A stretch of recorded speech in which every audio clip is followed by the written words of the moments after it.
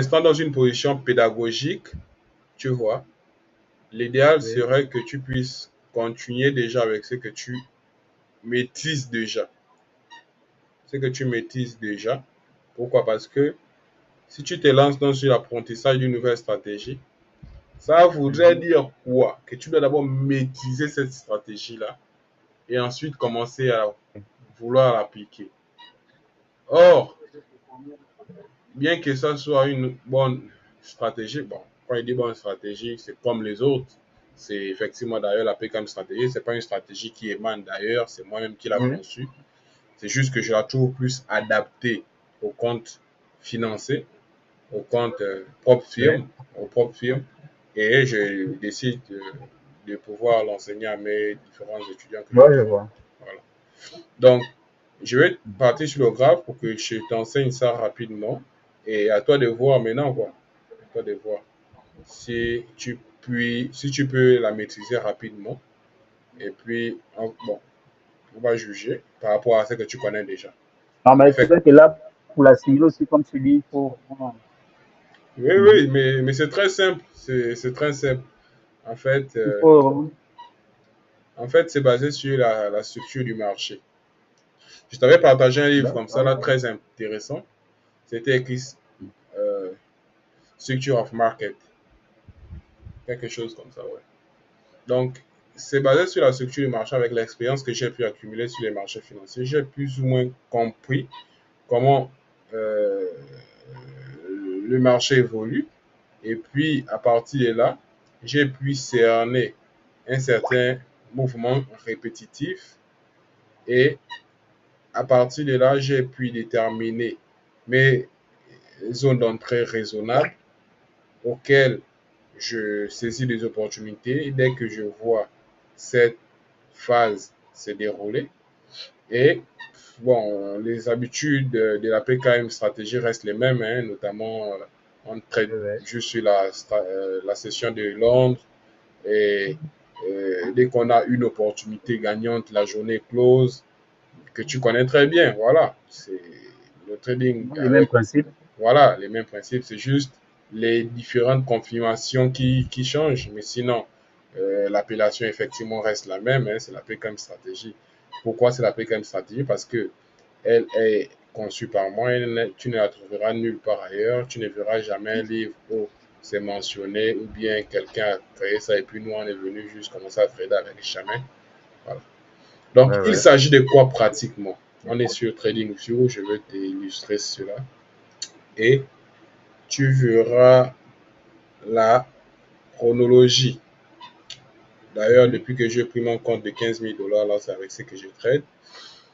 Donc, tu vas voir, par exemple, ici, nous sommes lundi 24 mars 2025, donc la semaine passée. Alors, qu'est-ce que la stratégie nous dit?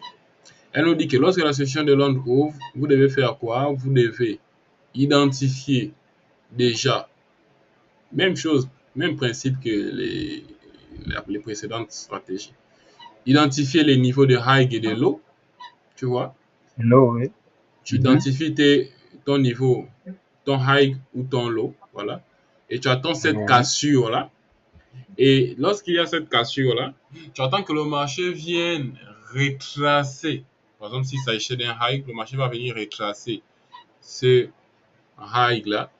Et à partir de ce retracement, tu vas prendre ton sell et vice-versa pour le buy. Donc, je vais dessiner d'abord dans un premier temps pour que ça puisse être clair. On suppose ici, on a un marché haussier de ce genre. Voilà, comme ça. Ouais, ici. Voilà. Et qu'est-ce qu'on a? Après, on a un retracement baissier. Sachant qu'on a un high ici, tu vois que là, ça forme un high. Donc, qu'est-ce qu'on doit attendre à ce niveau? On attend que le marché vienne recasser ce high-là. Et dès qu'il recasse ce high-là, on a déjà une première confirmation. Et qu'est-ce qu'on doit attendre? On doit attendre qu'il vienne retester cet ancien high-là. Tu vois? Qu'on peut aussi appeler ce niveau de support qui deviendra une résistance puisque le marché a déjà cassé ça. Et dès qu'il revient retester ce niveau-là, nous on prend maintenant notre sel à ce niveau. Tel. Voilà. On prend notre sel à ce niveau et le marché Oui. va redescendre. C'est ça. Donc, on prend notre sel à ce niveau-là. On met notre stop loss où? À la fin de notre hike, donc ici, au sommet de notre hike. Bon, c'est un peu une tautologie, mais pour mieux se comprendre, on parle du sommet de notre hike ici. Voilà, tu vois. C'est pratiquement le même principe que la PKM stratégique. Tu te rappelles, on mettait le stop loss juste Oui, oui, je vois. en dessous de la bougie. Tu vois, c'est la même chose, mais qui est plus ou moins révolutionné. Mais la seule différence ici, c'est au niveau du risque ratio, qui est à 1 tiers. Donc, ici, là, on va risquer 1 tiers. Donc, on risque 1 pour gagner 3 fois ce qu'on a risqué. Donc, par exemple, s'il s'agissait de prendre le sel à ce niveau, on devait sortir de notre trade à quel niveau? On va mettre notre dessin du sel. On devait prendre ça ici. Bim, on met nos stop loss là. Et on devait sortir où? À 3. Voilà. Voilà. Tu vois qu'on doit sortir où? À ce niveau-là. Tu vois un peu? Donc, le marché Non, vient je vois. ici, il va faire ça, il va faire ci. Allez, il casse. On touche notre TP. On sort pour la journée. Et là, tu comprends effectivement que le niveau de risque est quand même plus élevé par rapport à l'ancienne Oui, à version. part à l'autre partie. Voilà. Puisqu'ici, maximum, on a 5 trades qu'on doit ouvrir par jour. Là-bas, on a 10 trades qu'on doit ouvrir par jour. Donc, ce qui sous-entend que le niveau de trade doit être multiplié fois 2. Donc, le risque doit être multiplié par 2. Là-bas, si on risquait 2 dollars, ici, on va risquer 4 dollars. Là-bas, si on risquait 10 dollars, ici, on va risquer 20 dollars par trade. Tu vois un peu? Pourquoi? Parce que ici, Oui, le je vois. nombre de trades maximum qu'on doit ouvrir par jour est de 5. Donc ici, après avoir touché notre TP, la journée est Comment c'est close. qu'on dit, Hein? Allô? je dis, excuse-moi, c'est qu'on vous aussi sur les calculs de l'eau, en fait. Il y a l'eau. Mais très bien, pour le lot, c'est comme d'habitude, comme on a parlé dans la formation. Regarde, ici, lorsque tu tombes sur cette confirmation-là, sur cette configuration-là, tu as effectivement mis ton dessin de sel, par exemple. Tu vois ici, là, le nombre de pips pour le stop loss, et ça te renvoie à combien? 116. Et qu'est-ce que tu fais? Comme on a dit dans la formation, tu pars dans FX Calculator. Donc, FX Calculator, tu tapes 116 pips et tu rentres le nombre de dollars que tu veux risquer sur cette position et ça va te donner le lot à utiliser pour risquer cette somme-là. Et une fois que tu as le lot à Cette somme. utiliser, tu vas justement prendre ta position avec ce lot-là. C'est tout simple. Par exemple, ici, on va illustrer ça par cette opportunité-là. Tu vois. Ici, Oui. tu constates quoi? Tu constates qu'effectivement, on a le dernier lot ici. Mais qu'est-ce qu'on a dit? On Oui. a dit que il faut que ça casse d'abord le dernier lot. Donc, on a la configuration du marché comme ça. Voilà, ici, Oui. ici, ici, Oui. ici, ici, là. Après, ça redescend. Oui. Retracement. Après, ça remonte, ça remonte. Allez, Oui.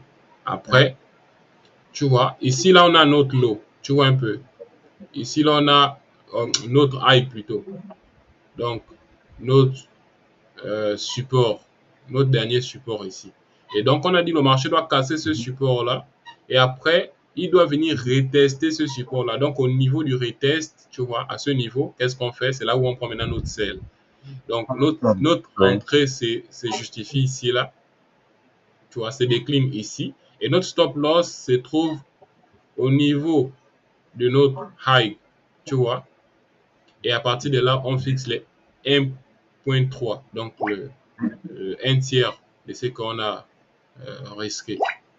Donc ici, tu vois bien que le risque récompense est de 3. Donc ici, on risque par exemple 100 dollars pour gagner 300 dollars. Effectivement, tu vois que dès la première opportunité, c'est rentré. Tu vois un peu? Oui. Voilà. Maintenant, Ça c'est une interprétation du marché. Maintenant, après, il y a également un petit high qui a été formé après. Il se trouve où ce high-là? Il se trouve à ce niveau-là, tu vois. À ce niveau-là, il y a également un high qui se dessine. Maintenant, le marché a fait quoi? Le marché a fait un petit retracement. À quel niveau? À ce niveau. Tu vois, il y a eu ce high-là, ce retracement-là, tu vois. Et après, ce sommet-là, ce high-là. Et qu'est-ce qu'on doit attendre? On doit attendre que le marché vienne recasser ce lot-là. Dès qu'il vient recasser ce dernier lot, bim, c'est à ce niveau qu'on prend maintenant notre sel. Et notre TP se trouve à un tiers de ce qu'on a. On doit avoir une risque ratio de un tiers. Et notre stop loss doit effectivement être au sommet, donc à notre dernier high. Tu vois un peu? C'est la même chose. Donc, que la personne avait considéré ce high-là ou que ce high-là, l'opportunité reste la même et coûte que coûte devait être saisissable. Parce que le plus important, c'est de respecter la limite du stop loss qui se trouve ici. Et la personne devait effectivement se faire du pognon avec. Donc ici, là, si tu remarques bien, j'avais envoyé une capture d'écran dans le groupe. J'avais pris cette opportunité-là. J'avais risqué effectivement par rapport à mon compte de 15 000 $. J'avais risqué 300 $. Et sur cette opportunité, je m'étais fait 900 $. Comme ça, sans casser le corps. Donc, c'est juste la même répétition. Là, on a plus ou moins illustré avec une opportunité en sell. Maintenant, une opportunité en buy, je vais d'abord dessiner. Et après, on va partir sur le graphe. Ici, il s'agit de quoi? Il s'agit tout simplement de avoir d'abord une tendance effectivement baissière.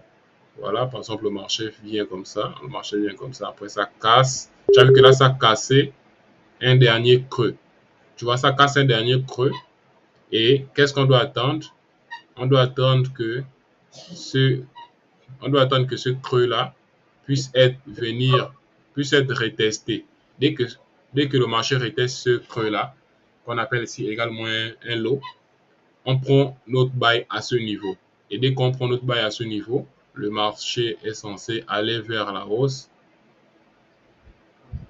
Et excuse-moi. Oui. Donc ici, normalement, s'identifier d'abord, comme tu disais, le support où le marché vient retester. Et quand on constate qu'il vient retester l'autre support et que notre résistance avance, c'est là où on prend notre buy. Ouais. Effectivement. Je vais repartir où j'ai fait le dessin là.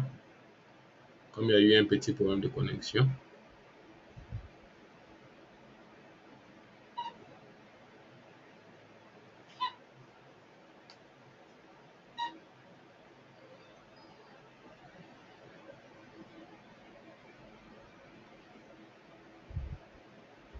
Ah, tu me saisis bien. Allô? Ok. Allô? Allô? Oui, je disais que la logique pour la nouvelle stratégie, elle est un peu similaire à la terme stratégie. Oui, c'est Le parti, truc c'est la à même, ajouter, c'est le même principe pratiquement, c'est le même principe. Juste quelques petites améliorations. Voilà. quelques confirmations maintenant d'un sell ou d'un buy. Ouais. Le principe est plus ou moins même. Voilà. Donc ici, je vais dessiner par exemple pour une opportunité en sell. On avait fait préalablement pour le buy, non? Ou bien pour le sell? On a fait pour le sell sur le buy. Ok, donc on va faire maintenant pour le buy. Donc je vais dessiner d'abord. Par exemple, pour le buy, si on a une opportunité. une tendance baissière comme ça.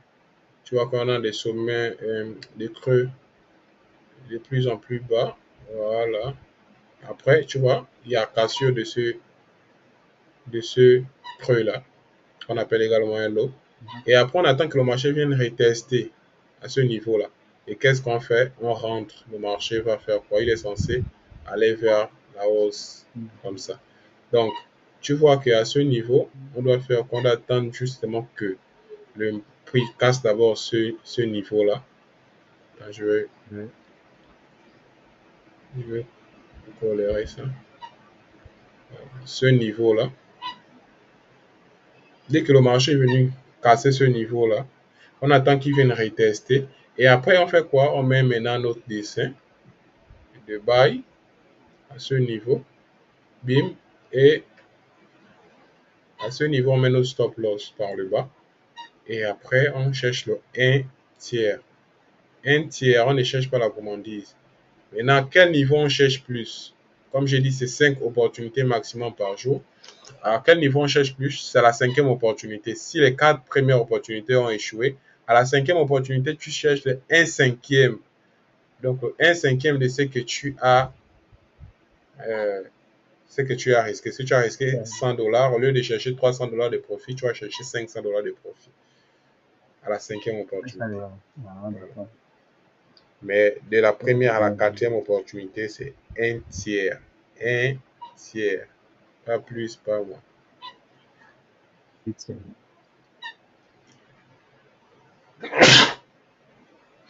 Ah, désolé. Bon, maintenant, moi aussi, la question que je me posais, c'est au niveau de non état épargne, ça s'applique en M, non? On peut aussi l'appliquer en M15. Oui, on peut l'appliquer en M15, mais je recommande de l'appliquer en M1. Parce qu'en M1, tu peux rapidement finir ta journée, en fait. Tu peux rapidement finir ta journée, et puis bon, c'est au calme, quoi. Mais je ne recommande pas en M15, je recommande en M1. Donc, on va passer directement là. Plus la gestion. Oui, c'est plus en M1, tu trouves plus d'opportunités tranquillement et tu t'es fait tranquille. Mais c'est applicable en M15, effectivement. Il n'y a pas de problème pour cela. C'est appliqué non seulement en M15, mais il y a quelque chose de fondamental, de très important à souligner, c'est que cette stratégie, comparée aux précédentes, cette stratégie qui est effectivement la PKM stratégie aussi, est applicable sur tout type de marché. Tu te fais le pognon avec. Tu vas sur n'importe quel type de marché, tu attends la session de Londres, tu te tapes le pognon dans tes 5 premières opportunités, coûte que coûte, sans discuter avec quelqu'un. Donc, ici, par exemple, on est mardi 1er avril. Oh, c'est trop rapproché, on va partir un peu pour que tu aies au moins une chronologie. Bon, c'est vrai que j'ai déjà noté, mais après, je ne vais pas juste te dire ce que j'ai déjà noté. Il faut que tu puisses constater qu'effectivement, les résultats sont là, en fait. Parce qu'à chaque trade, les setups restent, tu vois. Donc, du coup, on a la possibilité de voir qu'est-ce que j'ai fait, où ça a marché, où ça a raté, où. Toutes ces informations sont palpables, car ce n'est pas de la magie. C'est de la haute science. Ouais. Donc ici, on va commencer par exemple, on va commencer à lundi. Hein. On va commencer à lundi. Bon, après, il faut retenir que moi, par trade, je risque $100. Hein. $100 pour $300, $100 pour $300. Parce que j'ai un compte quand même considérable. Voilà. Donc, c'est que je recommande déjà, par exemple, les personnes qui prennent un compte financier, soit d'un ex ou bien autre. Vous devez faire quoi? Vous devez diviser votre compte en 3. Comme je dis, diviser votre compte en 3, ça veut dire que c'est ce que la propre firme te demande de perdre maximum. Non, je t'entends pas bien. Je dis, hein, la conduite à tenir que je donne lorsque les personnes ont des comptes propres firme. Tu comprends là? Est de pouvoir diviser leur compte en 3. Ouais, là, je comprends. En 3, c'est-à-dire, par exemple, si tu as un compte de $6 000, par exemple, comme pour toi. En réalité, tu Oui. dois perdre combien au maximum? 600 dollars, n'est-ce pas? Mhm. Voilà. Maintenant, lorsque tu dois perdre 600 dollars au maximum, je demande aux gens de diviser cette somme fois 3. Oh oui, fois 3. 600 dollars, effectivement, divisé par 3, ça te fait combien? Ça te fait 200 dollars que tu dois perdre. Tu vois un peu. Tandis que la propre film te dit quoi? Qu'en réalité, tu ne dois pas perdre plus de 300 dollars par jour.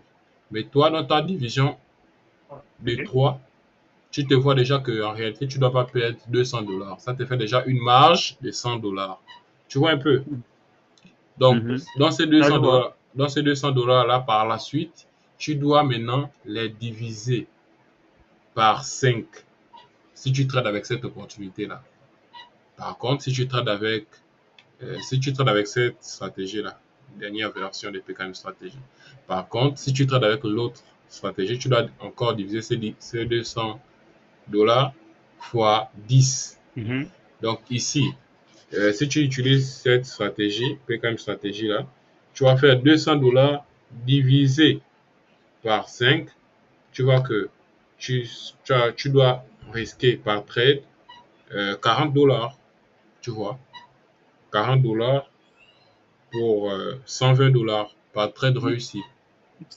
Tu vois un peu. Donc ça te fait un risque de 40 dollars par trade.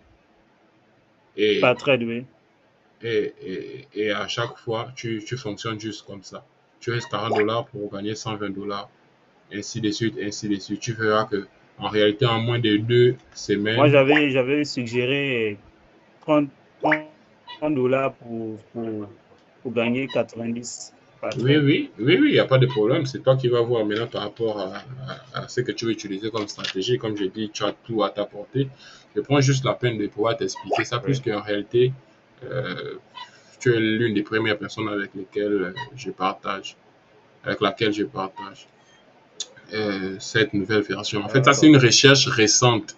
Voilà, c'est une recherche récente, c'est une amélioration récente. Voilà. Mais c'est pas parce que j'ai amélioré ou bien que j'ai pu découvrir cette stratégie que les autres sont des mauvaises stratégies. Non, il y a des personnes que je connais, que j'ai enseignées, qui font de l'argent chaque Oui. jour avec ce que je les ai enseignés. C'est juste que moi, je suis de nature perfectionniste. Donc, chaque jour, je me dis, bon, je dois améliorer, je dois améliorer, je dois améliorer, je dois améliorer. C'est juste dans cette position où je suis. C'est tout. Voilà. Donc, il n'y a aucune différence en termes de gain, en termes de rentabilité par rapport à ce que j'ai déjà donné comme stratégie. Non, tout est relatif. Donc ici, on va commencer à mardi même, voilà, pour ne pas aller très loin. Et on va juste un peu suivre la chronologie jusqu'au jour où nous sommes. Bon, si on a mardi, ça veut dire qu'on peut directement revenir à lundi. C'est encore plus raisonnable et plus concis pour qu'on ait au moins une Oui. estimation pour toute la semaine passée pleine et ce que ça a pu fournir comme résultat. Alors, nous sommes lundi ici. C'est d'ailleurs ici d'où on dessinait, on a commencé à expliquer. Lundi 24 mars. Voilà, lundi 24 mars. Tu vois qu'ici, par rapport à cette première opportunité de la journée, voilà, on va partir par exemple, puisque c'est moi qui a risqué, c'est moi qui a pris les risques et saisi ces opportunités. Je vais revenir sur ce que j'ai risqué et ce que j'ai gagné. Tu vois, j'ai risqué 100 dollars. Comme j'ai dit, je risque 100 dollars par opportunité en utilisant cette stratégie-là. Et ici, Mhm. dès la première opportunité, tu vois qu'elle a donné et je me suis tapé 300 dollars. 300 dollars pour le lundi. Donc, journée clos, on passe à mardi. Tu vois que Mhm. lorsque ça roule, c'est fini, quoi. Tu n'as pas beaucoup de travail à faire. Et l'une, dans les premières opportunités, tu peux déjà close ta journée pendant que les autres sont encore en train de se débattre avec les marchés financiers. Donc, après, le mardi, Oui, qu'est-ce oui. qu'on a? Le mardi, on a la première opportunité que tu constates ici, puisque ici, là, on a la cassure de Oui. ce lot-là. Et ensuite, ce lot-là, on a le retest de ce lot. Voilà un retracement Mhm. haussier. Et après, effectivement, Mhm. Oui. on rentre là. Mais qu'est-ce qui se passe après? On voit qu'il y a un retracement baissier et on sort en stop loss. Tu vois qu'on a bien mis notre stop loss Oui, oui. ici, en bas. Tu vois? Donc, on sort un stop loss. Première opportunité perdante, donc moins 100 $. Et ensuite, voilà. Et ensuite, on a ce lot-là qui s'est fait casser. Et la cassure de ce lot, après, on a retest, bim. Et là, tu vois, on a notre TP qui est touché. Donc, on a plus 300 $. 300 $ moins 100 $ de perte, ça nous fait mardi plus 200 $. Très bien, la journée est calée. On passe à mercredi. On passe à mercredi. On passe à mercredi. Alors, mercredi, qu'est-ce qui se passe? Mercredi, vous voyez effectivement que dès que la journée s'ouvre, on a le marché qui effectivement effectue ses différents mouvements, mais on n'a aucune opportunité. Voilà, on n'a aucune opportunité dès l'ouverture de Londres. Voilà, tu vois que on a ce qu'on appelle un flip. Voilà, un flip. Donc le marché prend une tendance, voilà, une tendance baissière qui se caractérise par une chute libre du marché. Et après, qu'est-ce qu'on a? On a des retracements aussi, un petit mouvement de range là. Mais on n'a pas proprement une cassure de high ou de low. Voilà. Donc, à partir de voilà, à partir de ce niveau-là, on a ce qu'on appelle une opportunité qui a été là. Voilà. Voilà. Il devait avoir une opportunité là. Mais c'est la simple raison est que le marché n'a pas correctement cassé ce lot-là, ce high-là, tu vois. Donc, le marché a plus ou moins consolidé à ce niveau. Et tandis que nous, on s'attend à une vraie cassure, une cassure vraiment considérable. Et après, le marché vient retester comme les précédentes. Mais ce n'était pas le cas. Donc, on n'a pas saisi cette opportunité-là. On l'a laissé tout simplement couler.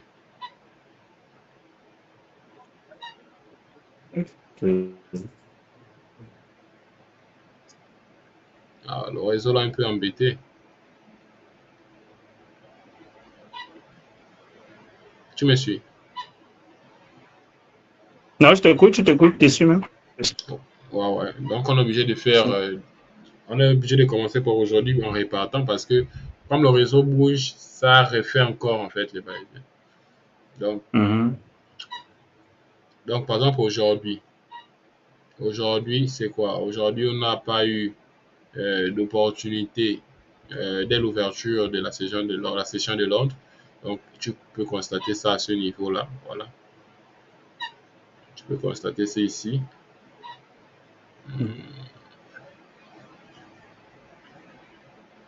À ce niveau, on a eu on va dire quoi, un semblant d'opportunité. Pourquoi? Parce que ici, on a un low, un high plutôt. Mais le marché a effectivement cassé ce high-là, mais le retest n'était pas considérable. Tu vois pourquoi? Parce que ça ne s'est pas réellement dessiné comme étant une cassure. Et le but, c'est quoi? C'est de faire croire aux traders que le marché va progresser. Or, là, il y a consolidation. Or, si le marché est arrivé au moins jusqu'à ce niveau-là, par exemple, et ça retracé par la baisse, voilà. Tu vois que là, effectivement, beaucoup de traders devaient prendre le bail en se disant que oh, le marché va monter, après ça retrace et ça part. D'où, à ce niveau-là, on n'a pas pris la décision. On a pris la décision de ne pas prendre de trade. Toutefois, on a patienté. Et ce n'est que à ce niveau où on a eu ce lot-là, tu vois, et le marché est venu casser ce lot-là. Tu vois que lorsque le marché casse ce lot-là, le marché monte vraiment en faisant croire que le marché va vraiment exploser à la hausse. Et qu'est-ce qui se passe? On a ce retracement-là et on attend juste ce niveau-là pour prendre notre sel. Et qu'est-ce que tu vois? C'est le sel-là qui se caractérise. Tout simplement. Donc, on ne va pas repartir vers revenir sur tout ça là.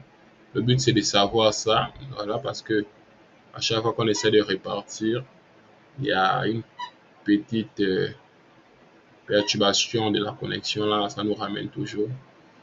Connexion D'abord un peu caduque. Le but, c'est de maîtriser le principe là.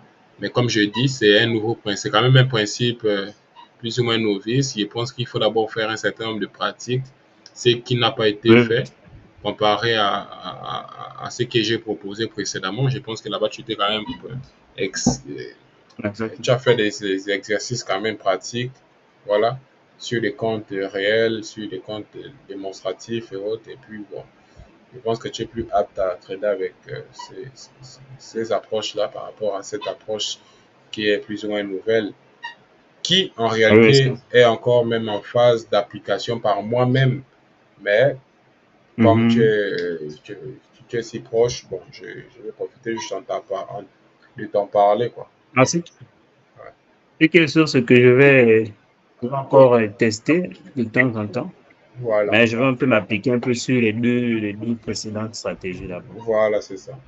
Oui, Voilà, parce que le but, c'est pas de t'embrouiller. Le but, c'est que oui, tu oui. puisses trader avec quelque chose que tu es à l'aise déjà. Voilà, tu as en toute confiance et que ça fait quand même des mois que tu traites sur ça. Mhm. Moi, là, ça ne me dérange pas parce que c'est quelque chose que j'ai découvert. Ça fait déjà environ 6 mois. Mais chez moi, en réalité, je partage des choses que j'ai déjà minimum fait un certain nombre de profits vraiment considérables avec ça et que j'ai déjà tradé Mhm. au moins pendant 1 an. Donc, toutes les stratégies, par exemple, que j'ai préparées, j'ai présenté dans ma formation. C'est des stratégies qui datent de 2 ans et demi. Tu vois, c'est Ah, des ça? choses qui sont vraiment Oui, oui, oui. vieilles, que j'ai pris la peine de trader avec ça, que je connais plus ou moins le haut et les bas. Mais ça, là, je préfère encore l'utiliser en close, quoi, tu vois. Ouais, je vois. Et puis, je vais Ouais, c'est-à-dire partager que ça. pour vendre le Oui, simple, un truc, il faut d'abord que tu testes à long terme, voilà, comment voilà, c'est, com- comme on voit la stratégie voilà, c'est ça. qu'on a eu à faire au début. Voilà, c'est ça. Donc, c'était un peu ce que je tenais à te partager. Maintenant, c'est à toi de voir, tu prends tes dispositions. Le but, c'était de t'informer. Voilà. Parce que tu vas constater une adéquation entre tes trades. Parce qu'avant, tu voyais, lorsque tu ouvres par exemple ton trade, tu regardes mon trade, tu sais que forcément, je vais saisir aussi cette opportunité. Et là, lorsque je t'envoie par exemple mon trade, bon, certainement, toi, ton trade est en cours. Ou bien lorsque tu m'envoies ton trade, certainement, mon trade est en cours. Je te fais même la capture d'écran pour dire que, bon, effectivement, on a pris le même trade, tu vois. Parce qu'on tradait effectivement Oui, avec oui. la même approche. Mais là, Mhm. des fois, tu vas prendre des trades, tu verras comment je ne suis pas dedans. Pourquoi? Parce que je n'ai plus la même approche. L'approche est plus ou moins un peu différente par rapport à ce que je vais trader. Donc, c'était une manière aussi de D'accord. t'informer pour que tu ne sois pas étonné, pour te dire que moi, je ne traite plus avec l'autre là-bas. Non, elle est toujours avec moi. C'est mon bébé d'ailleurs, mais je suis plus dans l'innovation, quoi, dans la recherche financière. Oui. Bon, comparé, bon, ce que je voudrais aussi souligner dans la stratégie là, c'est que comparé aussi à mon temps dans la journée, ça serait un peu plus, pas trop compliqué, mais un peu difficile pour moi d'appliquer à 100%. C'est-à-dire, il faut tout le temps suivre le marché. Ouais, Et voici ça pourquoi serait je un dis peu que compliqué. Mais je suggérerais un peu. ouais, voici pourquoi je dis en Ah, réalité, toi, tu vas appliquer la PKM stratégie, mais en M15, voilà, ça va être au moins, ça va te donner au moins un peu plus de marge. Mais en M1, non, je pense que tu vas trop te faire mal. En M1, c'est trop violent, la PKM stratégie. Hein? bah, cela des tiennes, je vais toutefois suivre le marché en M1 Ouais, et voir ce que ça va donner. ok, ok, il n'y a pas de problème. Donc, c'est ce que je tenais à te partager.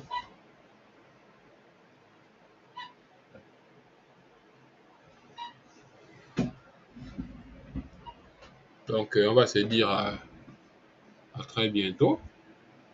Très bientôt, oui. Je souhaite tout le meilleur. Tout le meilleur. J'espère que ça va vraiment être productif et que tout va bien se passer parce que là, tu avais fait une petite pause et là, tu es revenu plus ou moins en force. Et moi, je Oui, sais que oui. tu es Alors revenu là, avec. je suis à fond dedans. Voilà, tu vas venir avec une certaine et marge. consacrer plus de temps dedans. Ok. Ok, il n'y a pas de problème. Donc, on se dit à très bientôt. Ciao, ciao. Ok, ciao. See you next Ok. time.